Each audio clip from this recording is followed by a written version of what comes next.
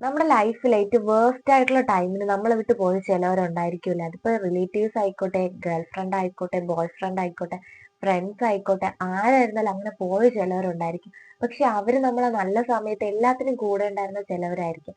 എന്തുകൊണ്ടായിരിക്കും നമ്മളെ വേഴ്സ്റ്റ് ടൈമിന് അവര് ഇട്ടിട്ട് പോയെന്ന് ആരെങ്കിലും ചിന്തിച്ചിട്ടുണ്ടോ? മേ ബി നമ്മളെ കൊണ്ട് ഒന്നിനും പറ്റില്ല, ഫ്യൂച്ചറിൽ ഒരിടത്തും എത്തത്തില്ല എന്ന് അവർക്ക് തോന്നിയത് കൊണ്ടായിരിക്കാം അവർ പോയിട്ടുണ്ടാവുന്നത്. പോയവരായിരുന്നാലും പോയതിനെ ഓർത്ത് വിഷമിക്കുന്നവരായിരുന്നാലും അവരോടാണ് എനിക്ക് പറയാനുള്ളത്.